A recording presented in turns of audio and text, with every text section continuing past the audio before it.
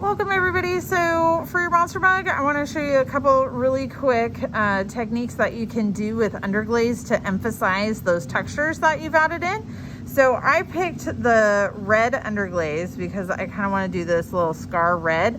Now I also added on some red on this one too, which I'm going to show you two techniques. The first one on here is you paint it on solid, and then when you're done and it's dried, you gently with a clean sponge wipe off just the top. And if you go in a direction where you're not going with your lines, it'll just take off the underglaze on those top areas. So then you could clear glaze or Celadon glaze over this, and the underglaze only stays in those deep grooves, and that can make, you know, a really cool texture, especially if you layered the Celadon over it.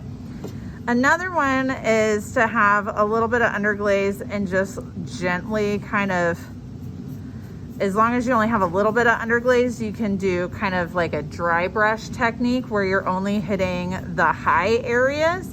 And again, you could do a clear glaze or a Celadon over this, but that's two different ways you can have where it hits the high points, or you can have it where it hits the low points. The other thing is if you have something like this where it's a little teeny thing, you can add your underglaze in, and then with a clean damp sponge, because like that's really hard not to blob over, right? With a clean damp sponge, go across the line, and you can just wipe off the extra and see how it leaves a really nice clean finish on there. So now that little line, that little scar is going to be really emphasized. Now another thing is like if you're like, oh well, I want this lip red, but I don't want it to be blobby on my teeth, right? Because even if you're really careful, if you're just kind of like, you know, oh, I'm going to be so like, you always end up with it on your teeth, okay?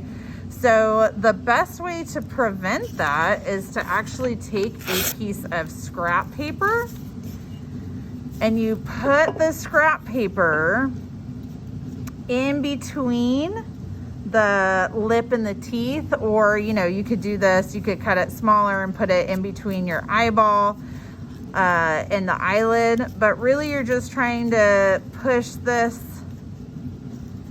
right up against there, so that way when you go to, and if you wrinkle your edge, just get a new piece of scrap paper. Not a big deal, right? Not a big deal. So push it in, and then you can underglaze right in that area, or glaze in that area. And when you move your paper, it'll leave a nice clean line, and it won't have gotten on the teeth, okay? So that's kind of how you protect your teeth. You can do the same thing with your eyelids and your eyeballs, or your horn, around the edge of your horn, stuff like that. So that's how you keep it separated, with the extra scrap paper held in between, okay? So yeah, if you want to do some underglaze, that's how you're gonna add in some details with the underglaze. You can also kind of, you know, paint things on if you have some small details, like if you want to add irises into the eyes or pupils and stuff like that, you can use the underglaze for that as well, and just paint it on regular. All right, thanks everybody.